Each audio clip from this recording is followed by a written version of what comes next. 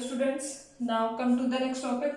देखिए हमने last lecture में कवर कर लिया था एलिमेंट्री कैनाल के कुछ पार्ट्स के बारे में। थोड़ा सा रिकॉल करा देती हूँ मैं आपको। देखिए सबसे पहले जो एलिमेंट्री कैनाल है वो 9 मीटर लॉन्ग होता है। स्टार्ट होगा माउथ से और खत्म होता है एनस पे। माउथ से इनटेक ऑफ फूड होता है और जाता है कहाँ पे? Buccal cavity. बक्कल कैविटी क्या होती है?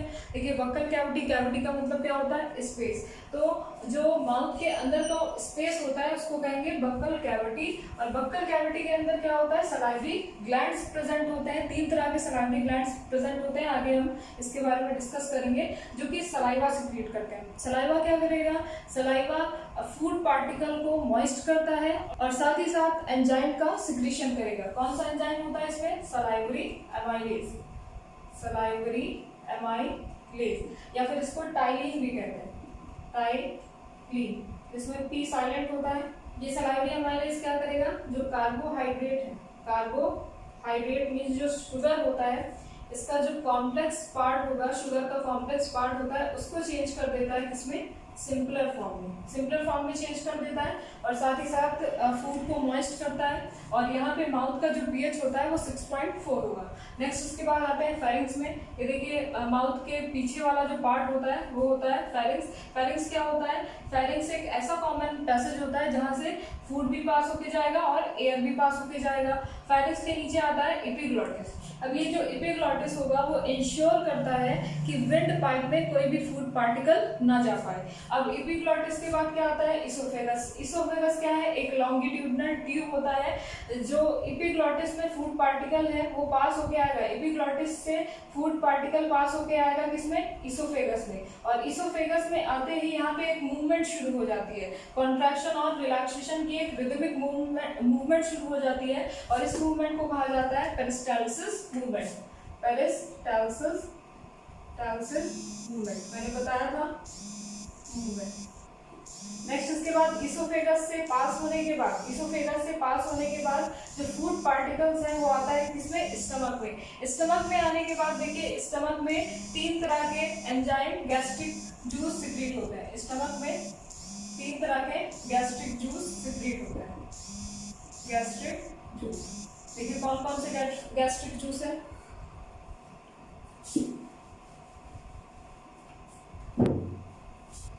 फर्स्ट है पेप्सिन, सेकंड है एचसीएल और थर्ड है म्यूकस। देखिए पेप्सिन क्या है? पेप्सिन रिलेटेड है क्या? प्रोटीन से। ठीक है, तो पेप्सिन जो होता है वो प्रोटीन को डाइजेस्ट करने के लिए हेल्प करता है। जितने भी फूड पार्टिकल्स होते हैं उसमें प्रोटीन का अमाउंट अगर है तो प्रोटीन के अमाउंट को डाइजेस्ट करने के लिए कौन सा एंजाइम चाहिए? पेप्सिन। नेक्स्ट इसके बाद जो एचसीएल है, देखिए एचसीएल क्या करता है? एचसीएल एसिडिक मीडियम प्रोवाइड करता है। एसिडिक मीडियम, फूड पार्टिकल जो आ रहा है उसको एसिडिक मीडियम प्रोवाइड करेगा। साथ ही साथ इसमें जो माइक्रो ऑर्गेनिजम्स होते हैं उसको भी किल करेगा। देन उसके बाद म्यूकस क्या होता है? देखिए एचसीएल क्या है? एक एसिड है तो वो हार्मफुल होता है। ठीक है, बॉडी के बाहर भी हार्मफुल होता है, बॉडी के अंदर भी हार्मफुल होता है। तो स्टमक की जो इनर लाइनिंग होती है उसको प्रोटेक्ट करने के लिए क्या होता है? यहाँ पे म्यूकस सिक्रीट होता है। तो म्यूकस क्या करेगा?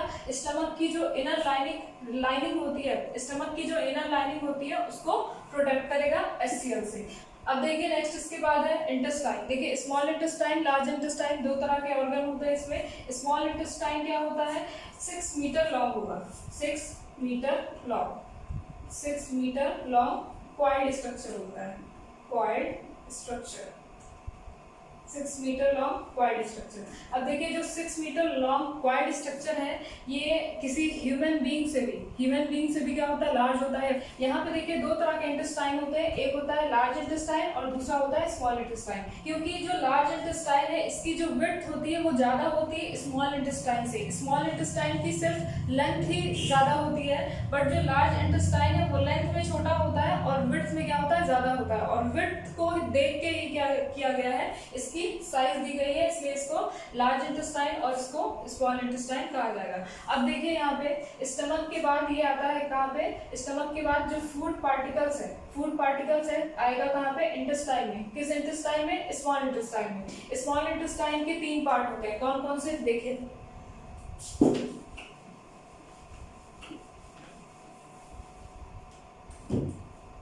नेक्स्ट देखिए स्मॉल इंटेस्टाइन तीन पार्ट में डिवाइडेड होता है, तीन पार्ट में डिवाइडेड होगा। कौन कौन सा? Duodenum, duodenum, jejunum, jejunum and ileum. Ileum small intestine के तीन पार्ट होते हैं, डेडेनम, जिजनम, इलियम। स्ट्रक्चर पे ध्यान दीजिएगा। देखिए डेडेनम क्या है? ड्यूडेनम जो होता है वो अपर पार्ट होता है, सबसे जो अपर पार्ट होता है वो ड्यूडेनम होगा, जो कि डाइजेशन में हेल्प करता है, ये डाइजेशन में हेल्प कराता है। देन इसके बाद जो हाईली कॉइल्ड स्ट्रक्चर होता है वो इलियम होता है, और नेक्स्ट उसके बाद क्या आता है? जिजनम।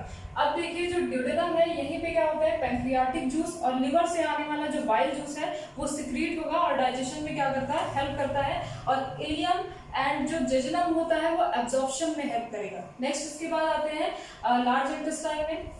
Large intestine, large intestine, large intestine के टू पार्ट्स होते हैं। देखिए कौन कौन सा? Colon and rectum, colon and rectum. Colon is also divided into three parts: ascending colon, ascending colon, transverse colon, transverse colon and descending colon, descending colon।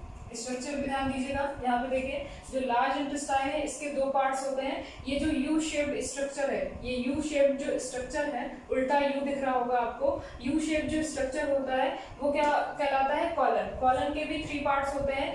ये ऊपर की तरफ जा रहा है छोटे से बड़ा, ठीक है, असेंडिंग, ठीक है, लोअर टू हाई जा रहा है तो ये क्या होगा? असेंडिंग कॉलन कहलाएगा। और ट्रांसवर्स कॉलन ये है, और डिसेंडिंग कॉलन क्या है?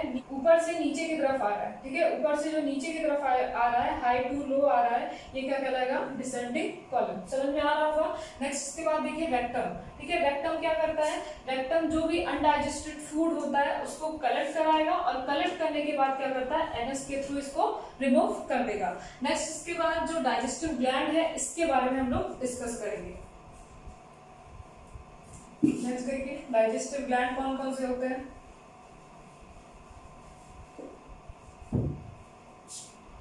डाइजेस्टिव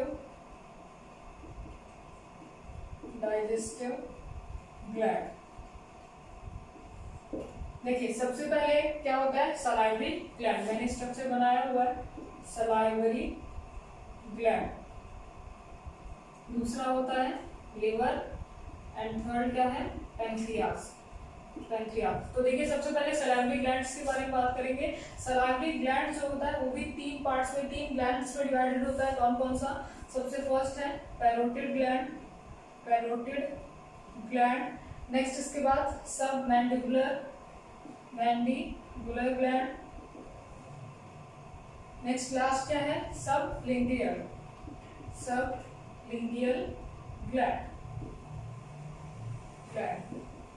ठीक है। आइए स्ट्रक्चर देख लेते हैं। ये देखिए सलाइवरी ग्लैंड जो होते हैं वो पेयर में प्रेजेंट होते हैं, मतलब कि तीन सलाइवरी ग्लैंड प्रेजेंट होंगे, तीन का डबल क्या हो जाएगा? 6, मतलब टोटल 6 ग्लैंड्स हमारे माउथ में प्रेजेंट होते हैं। सबसे लार्जेस्ट जो ग्लैंड होता है वो क्या होता है? पैरोटिड ग्लैंड होता है, जो कि फ्रंट ऑफ ईयर, ईयर के फ्रंट में प्रेजेंट होता है। नेक्स्ट इसके बाद सब मैंडिबुलर होता है, ये बिलो द जॉज, जॉज के नीचे की तरफ क्या होगा? प्रेजेंट होगा। और नेक्स्ट इसके बाद सबसे स्मॉलेस्ट ग्लैंड जो होता है वो क्या होता है? सब लिंगियल ग्लैंड, जो कि बिलो द टंग, टंग के नीचे, टंग के जस्ट नीचे प्रेजेंट होता है सब लिंगियल ग्लैंड। और ये क्या करते हैं? सलाइवा का सिक्रीशन करते हैं। अब देखिए इसका फंक्शन क्या होता है? ये जो सलाइवरी अमाइलेज, ठीक है, सलाइवा मीन सलाइवरी अमाइलेज नाम का एंजाइम सिक्रीट होता है। ये सबसे पहले तो मॉइस्ट करेगा फूड को, और मॉइस्ट करने के साथ साथ क्या करता है? ये कार्बोहाइड्रेट, ठीक है, कार्बोहाइड्रेट, कार्बोहाइड्रेट जिसको हम लोग कहते हैं सैकराइड, जिसको हम लोग क्या कहते हैं? सैकराइड, ठीक है। कार्बोहाइड्रेट का कॉम्प्लेक्स पार्ट क्या कहलाएगा? Polysaccharide, polysaccharide. ये पॉलीसैकराइड को चेंज कर देता है डाइसैकराइड में, डाइसैकराइड में, मतलब कि ये स्टार्च को सुक्रोज या फिर कह सकते हैं मॉल्टोज, मॉल्टोज में चेंज कर देगा। स्टार्च को मॉल्टोज में चेंज कर देगा। स्टार्च क्या है? ये पॉलीसैकराइड है, पॉलीसैकराइड मतलब कॉम्प्लेक्स फॉर्म ऑफ शुगर, ये इसको चेंज कर देता है डाइसैकराइड में। पॉलीसैकराइड डाइसैकराइड में कन्वर्ट होगा with the help of salivary amylase. Next इसके बाद आते हैं लीवर में।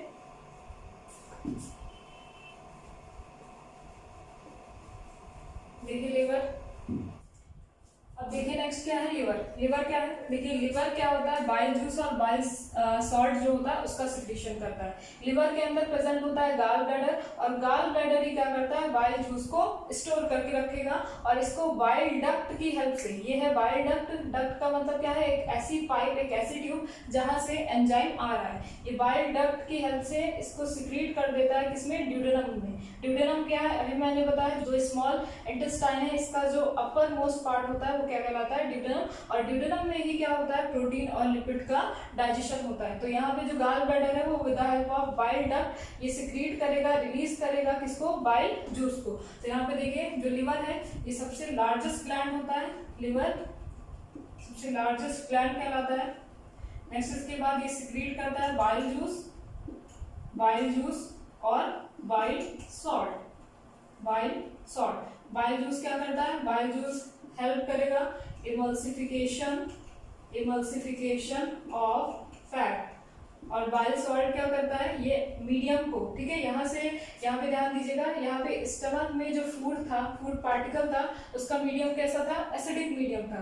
बट यहाँ पे जो ड्यूडेनम में डाइजेशन होगा, इसको डाइजेस्ट होने के लिए एल्कलाइन मीडियम चाहिए, इसको डाइजेस्ट होने के लिए एल्कलाइन मीडियम चाहिए। तो वो एल्कलाइन मीडियम प्रोवाइड करता है कौन, बाइल सॉल्ट, जो कि रिलीज हो रहा होता है कहाँ से, लिवर से। तो बाइल सॉल्ट जो होता है वो एल्कलाइन मीडियम प्रोवाइड करेगा, एल्कलाइन मीडियम प्रोवाइड करेगा फूड को, ठीक है। तो यहाँ पे देख लीजिए फिर से, ये जो लिवर है, लिवर के अंदर क्या है, गाल ब्लैडर, गाल ब्लैडर से सिक्रीट हो रहा है, रिलीज हो रहा है क्या, bile juice, bile salt with the help of bile duct, जो कि आता है कहाँ पे, ड्यूडेनम में। और ड्यूडेनम के अंदर ही क्या होता है, लिपिड, ठीक है, लिपिड। लिपिड का मतलब क्या है, जो फैट होता है, फैट चेंज होगा किसमें, फैटी एसिड में, फैटी एसिड में चेंज हो जाएगा। फैट क्या है, इसका कॉम्प्लेक्स पार्ट है। देन इसके बाद ये चेंज हो जाएगा with the help of bile juice, किसमें, सिंपलर फॉर्म में, सिंपलर फॉर्म में। तो ये हो गया आपका लिपिड का डाइजेशन, ठीक है, ऑयल का डाइजेशन, जो कि किसकी हेल्प से हो रहा है, बाइल जूस की हेल्प से। नेक्स्ट इसके बाद आते हैं पैंक्रियास।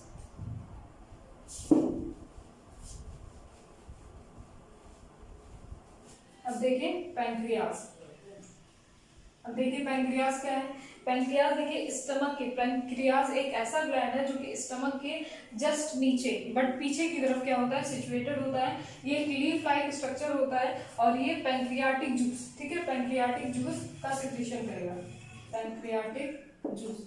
और इस पैंक्रियाटिक जूस में कौन कौन से एंजाइम होते हैं, सबसे पहले होता है इसमें ट्रिप्सिन, ठीक है, ट्रिप्सिन। देन उसके बाद होता है pancreatic, pancreatic lipase, pancreatic lipase. और पैंक्रियाटिक लाइपेज के बाद इसमें एक और एंजाइम होता है जिसको हम कहेंगे पैंक्रियाटिक एमाइलेज, एमाइलेज। तो पैंक्रियाटिक जूस जो होता है इसमें 3 तरह के एंजाइम होंगे, ट्रिप्सिन, पैंक्रियाटिक लाइपेज और पैंक्रियाटिक एमाइलेज। तो देखिए ट्रिप्सिन क्या है, ट्रिप्सिन रिलेटेड है किससे, पेप्सिन से। पेप्सिन क्या कर रहा था, प्रोटीन का डाइजेशन कर रहा था, जो कि स्टमक में हो रहा था। अब जितने भी प्रोटीन बचे हुए, जो जितना भी कॉम्प्लेक्स पार्ट बचा हुआ है प्रोटीन का, वो आके फुल्ली डाइजेस्ट होता है किसमें, ड्यूडेनम में। तो ट्रिप्सिन क्या करेगा, प्रोटीन को डाइजेस्ट करेगा, प्रोटीन को डाइजेस्ट करेगा। यहाँ पे एक चीज और देख लीजिए, प्रोटीन को हम लोग कहते हैं पेप्टाइड, पेप्टाइड। तो पेप्टाइड का जो कॉम्प्लेक्स पार्ट होगा उसको कहेंगे पॉलीपेप्टाइड, और पॉलीपेप्टाइड का जो सिंपल पार्ट होगा उसको कहेंगे डाइपेप्टाइड, डाइपेप्टाइड। और डाइपेप्टाइड से ये चेंज होगा किसमें, मोनोपेप्टाइड में, मोनोपेप्टाइड, या फिर कह सकते हैं अमाइनो एसिड में, अमाइनो एसिड में। तो यहाँ पे देखिए जो स्टमक में प्रोटीन का डाइजेशन हुआ था वो किसका हुआ था, पॉलीपेप्टाइड से डाइपेप्टाइड। अब जो डाइपेप्टाइड है वो अमीनो एसिड में कैसे चेंज होगा, अमीनो एसिड में कैसे चेंज होगा, with the help of trypsin, जो कि पैंक्रियाटिक जूस की हेल्प से होगा। नेक्स्ट इसके बाद क्या है, पैंक्रियाटिक एमाइलेज। पैंक्रियाटिक एमाइलेज क्या करेगा, देखिए सलाइवरी एमाइलेज, जो कि बक्कल कैविटी में रिलीज हुआ था, जो कि सैकराइड के अमाउंट को, शुगर के अमाउंट को डाइजेस्ट करा रहा था। अब जो डाइसैकराइड, ठीक है, डाइसैकराइड बचा हुआ है, मतलब इसका जो कॉम्प्लेक्स पार्ट बचा हुआ है वो पूरी तरह से डाइजेस्ट हो जाता है किसमें, मोनोसैकराइड में, मोनोसैकराइड में, with the help of pancreatic amylase. तो यहाँ पे जो भी अमाउंट बचा होता है न्यूट्रिएंट का वो ड्यूडेनम में पूरी तरह से क्या हो जाता है, डाइजेस्ट हो जाता है। और डाइजेस्ट होने के बाद आएगा कहाँ पे, स्मॉल इंटेस्टाइन के इलियम और जेजुनम पार्ट में। अब देखिए जो इलियम और जेजुनम पार्ट होता है, ये तो हो गया डाइजेस्टिव ग्लैंड के बारे में। अब देखिए जो इलियम और जेजुनम होता है, यहाँ पे जो स्मॉल इंटेस्टाइन है इस पे ये कॉइल लाइक जो स्ट्रक्चर होता है इसमें प्रेजेंट होता है क्या, villi, finger like projection present होता है जिसको कहते हैं विलाई। ठीक है, विलाई इस तरह से ये क्या होता है, प्रेजेंट होता है विलाई। विलाई जो होता है वो सराउंड होता है ब्लड कैपिलरीज से, ये ब्लड कैपिलरीज से क्या होता है, सराउंड होता है। एक रफली डायग्राम है ब्लड कैपिलरीज, तो जितना भी डाइजेशन ड्यूडेनम में हुआ है ये कहाँ पे जाता है, स्मॉल इंटेस्टाइन के इलियम और जेजुनम पार्ट में, जहाँ पे फिंगर लाइक प्रोजेक्शन प्रेजेंट होता है जिसको हम लोग कहते हैं विलाई। और विलाई के अंदर ये क्या हो जाता है, एब्जॉर्प्शन हो जाता है, न्यूट्रिएंट का एब्जॉर्प्शन हो जाता है और ब्लड में ये सारे न्यूट्रिएंट चले जाते हैं। और देन उसके बाद इसका एसिमिलेशन होता है। एसिमिलेशन मैंने बताया था, इसका यूटिलाइजेशन होता है in the form of energy. अब देखिए इसके बाद जो अनडाइजेस्टेड पार्ट होता है वो कहाँ पे आएगा, लार्ज इंटेस्टाइन में, लार्ज इंटेस्टाइन में आएगा। और जितना भी वाटर का पार्ट बचा हुआ है, वाटर बचा हुआ है वो एब्जॉर्ब हो जाता है यहाँ पे लार्ज इंटेस्टाइन में, वो एब्जॉर्ब हो जाएगा लार्ज इंटेस्टाइन में। और लार्ज इंटेस्टाइन में एब्जॉर्ब होने के बाद ये आएगा रेक्टम में कलेक्ट होगा, और रेक्टम में कलेक्ट होने के बाद क्या होता है, एनस के थ्रू रिमूव हो जाएगा। तो ये क्या है, पूरा का पूरा डाइजेशन होता है इस तरह से ह्यूमन बीइंग के अंदर। फिर से देख लीजिए एक बार, यहाँ पे क्या है, सबसे पहले प्रेजेंट है माउथ। माउथ क्या करता है, इनटेक ऑफ फूड करेगा और बकल कैविटी प्रेजेंट होती है। इसके बाद अंदर की तरफ बकल कैविटी प्रेजेंट होती है। ये जो बकल कैविटी है इसमें टंग भी होता है, टीथ भी होता है और सलाइवा भी सिक्रीट होता है, जो कि कॉम्प्लेक्स पार्ट जो होता है फूड का उसको सिंपलर फॉर्म में ब्रेक करने में हेल्प करेगा। नेक्स्ट इसके बाद आता है फेरिंग्स, ये कॉमन पैसेज होता है फूड के लिए भी और एयर के लिए भी। देन इसके बाद एपिग्लॉटिस, ये एपिग्लॉटिस जो होता है वो एयर जो पाइप होती है, जो एयर की पाइप होती है, मींस जो ट्रैकिया होता है उसके अंदर फूड को जाने से प्रिवेंट करेगा। नेक्स्ट इसके बाद आता है इसोफेगस। इसोफेगस के अंदर फूड पार्टिकल्स आएगा और जाएगा स्टमक में। स्टमक के अंदर 3 तरह के गैस्ट्रिक जूस का सिक्रीशन होता है, एचसीएल, म्यूकस एंड पेप्सिन। ये एचसीएल क्या करता है, एसिडिक मीडियम प्रोवाइड करेगा, म्यूकस इनर लाइनिंग को प्रोटेक्ट करेगा एचसीएल से, और पेप्सिन प्रोटीन का डाइजेशन करेगा। अब देखिए स्टमक से जो फूड पार्टिकल है वो एंटर करते हैं कहाँ पे, ड्यूडेनम में। और ड्यूडेनम में क्या होता है, पूरी तरह से डाइजेशन परफॉर्म होता है। यहाँ पे 2 तरह के ग्लैंड्स होते हैं, पैंक्रियाज और लिवर। लिवर से जो बाइल जूस होता है वो सिक्रीट होगा और पैंक्रियाज से पैंक्रियाटिक जूस सिक्रीट होगा। सिक्रीट होने के बाद जो ड्यूडेनम है वहां से जो डाइजेशन होगा फूड पार्टिकल्स का वो जाता है कहाँ पे, स्मॉल इंटेस्टाइन। स्मॉल इंटेस्टाइन के अंदर एब्जॉर्प्शन होगा। एब्जॉर्प्शन होने के बाद ये अनडाइजेस्टेड फूड को भेज देगा कहाँ पे, लार्ज इंटेस्टाइन में। और लार्ज इंटेस्टाइन में वाटर के एब्जॉर्प्शन के बाद ये रेक्टम में कलेक्ट होगा और रेक्टम में कलेक्ट होने के बाद क्या होता है, एनस के थ्रू रिमूव हो जाता है। यहाँ पे देखिए एक पार्ट है अपेंडिक्स। अपेंडिक्स का डाइजेशन में कोई रोल नहीं होता। तो this is all about digestion in human being. इस तरह से पूरा का पूरा डाइजेशन होता है ह्यूमन बीइंग के अंदर।